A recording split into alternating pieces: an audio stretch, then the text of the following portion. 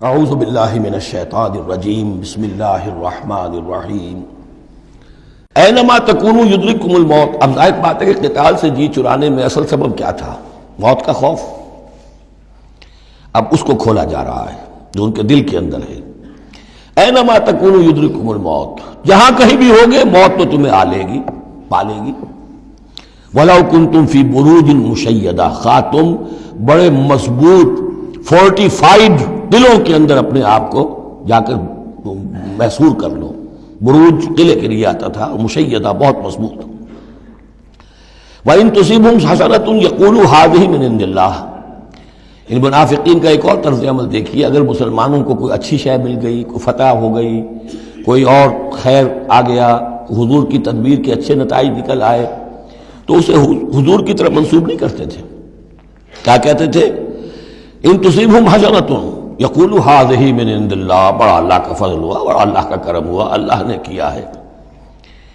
وَإِن تُصِبْهُمْ سَيِّئَةٌ، اگر کوئی تکلیف آ گئی، کوئی مصیبت آ گئی، یقولوا ھذہ من عندک، اے محمد آپ کی وجہ سے ہوا ہے، یہ آپ نے یہ غلط اقدام کیا، آپ نے یہ فیصلہ کر لیا کہ کھلے میدان میں جا کے جنگ کریں گے، ہم نے تو مشورہ دیا تھا آپ کو، آپ کی بھی رائے یہی تھی کہ مدینے کے اندر محصور ہو کر جنگ کریں۔ خیر آ گئی تو اللہ کی طرف سے، اور اگر تکلیف آ گئی تو اے محمد آپ کی طرف سے۔ قل کل من عند اللہ، کہہ دیجئے یہ سب چیزیں، خیر ہو، شر ہو، تکلیف ہو، آسانی ہو، مشکل ہو، جو بھی صورت میں سب اللہ کی طرف سے ہیں۔ فما لہؤلاء القوم لا یکادون یفقہون حدیثا، تو ان لوگوں کو کیا ہو گیا ہے کہ یہ کوئی بات بھی نہیں سمجھتے، ان کی مت بالکل ماری جا چکی ہے۔ اب یہاں جو اگلی آیت ہے اس کے بارے میں کافی قول ہیں، لیکن جو میرے نزدیک راجح ہے وہ میں بیان کر رہا ہوں کہ اس میں تحویل خطاب ہے۔ شروع میں جو خطاب کیا جا رہا ہے وہ ان مسلمانوں کو جن کی طرف سے یہ کمزوری یا نفاق ظاہر ہو رہا تھا۔ ما اصابک من حسنۃ فمن اللہ وما اصابک من سیئۃ فمن نفسک۔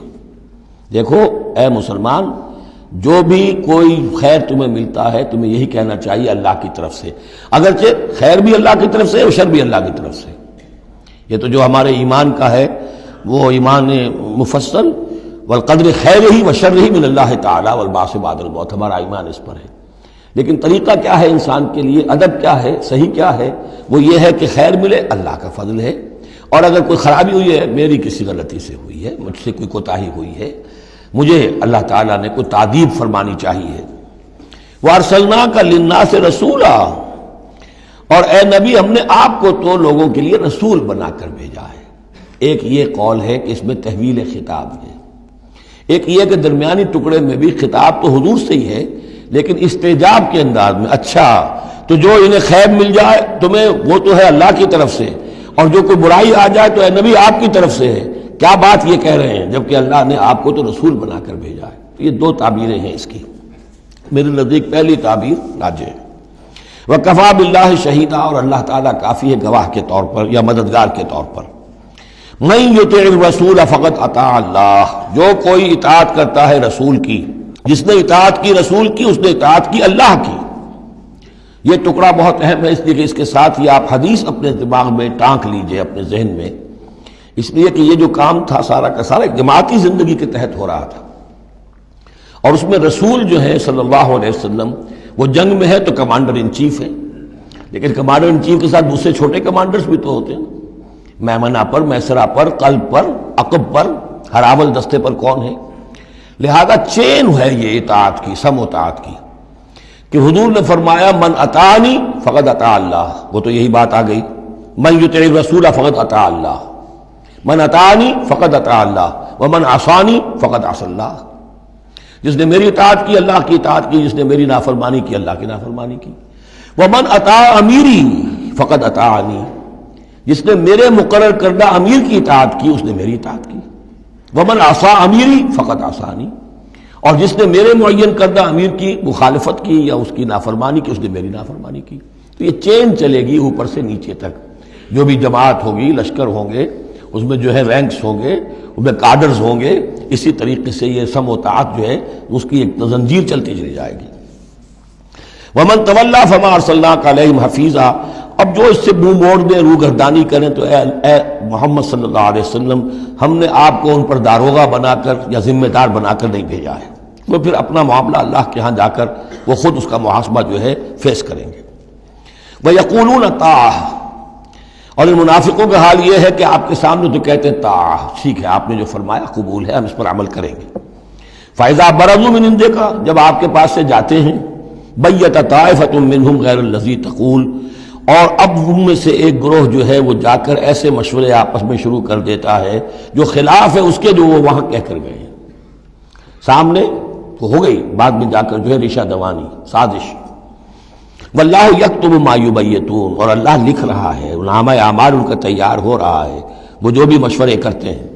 فاعرض عنہم، تو اے نبی ان سے اعراض کیجئے، ان کو دفع کیجئے، چشم پوشی کیجئے، یہ کوئی نقصان نہیں پہنچا سکیں گے۔ اس میں بھی مصلحت یہ ہے کہ ابھی ان کے خلاف اقدام کرنا خلاف مصلحت ہے۔ جیسے ایک دور میں فرمایا گیا کہ ابھی فاعفوا واصفحوا، ان یہودیوں کو ذرا ابھی ان کی شرارتوں پر نکیر نہ کیجئے، جو کہہ رہے ہیں صبر کیجئے، اس لیے کہ ابھی اسی کے اندر مصلحت ہے کہ ابھی یہ محاذ نہ کھولا جائے۔ اسی طرح ان کے بارے میں کہا کہ آرزنو، ابھی ذرا کچھ عرصے کے لیے، یہاں الفاظ تو نہیں ہے وہ عرصے کے لیے، لیکن نتیجے کے طور پر، اس لیے کہ غزوہ تبوک کے بعد پھر حضور نے ان پر گرفت شروع کی، تو وقت آ گیا کہ اس کے بعد ان کے پردے چاک کر دیے گئے، جو پردے پڑے رہے تھے اب تک وہ پردے اٹھا دیے گئے تھے۔ فَأَعْرِضْ عَنْهُمْ وَتَوَكَّلْ عَلَى اللَّهِ، اور آپ اللہ پر توکل کیجئے، وَكَفَىٰ بِاللَّهِ وَكِيلًا، اللہ کافی ہے سہارے کے طور پر۔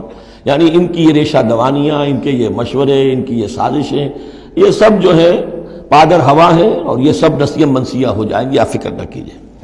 افلا یتدبرون القرآن، تو کیا یہ لوگ قرآن پر تدبر نہیں کرتے؟ پڑھتے تو ہیں، میں نے آپ سے کہا نا نمازیں تو وہ پڑھتے تھے، جو بھی منافق تھا اسے اس وقت نماز تو پڑھنی پڑتی تھی، ورنہ تو مسلمان نہ مانا جاتا۔ آج تو مسلمان مانے جانے کے لیے نماز ضروری نہیں ہے، اس وقت تو ضروری تھی، بلکہ عبداللہ ابن ابی تو پہلی صف میں ہوتا تھا، اور جمعے کے روز تو خاص طور پر حضور کے خطبے سے پہلے کھڑا ہو جاتا تھا اور اعلان کرتا تھا، لوگوں توجہ سے سنو، یہ اللہ کے رسول ہیں، اپنی چودراہٹ کے اظہار کے لیے کہ میں یہاں کا چودھری ہوں۔ تو وہ نمازیں تو پڑھتے تھے، قرآن سنتے تھے، لیکن افلا یتدبرون القرآن، قرآن پر تدبر نہیں کرتے۔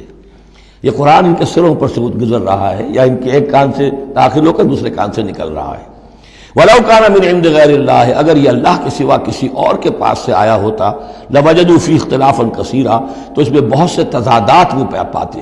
اس پر غور کرو گے، یہ بڑا مربوط کلام ہے، اس کا پورا فلسفہ جو ہے بہت منطقی طور پر مربوط ہے، اس کے اندر کہیں کوئی تضاد نہیں ہے۔ صدق اللہ العظیم۔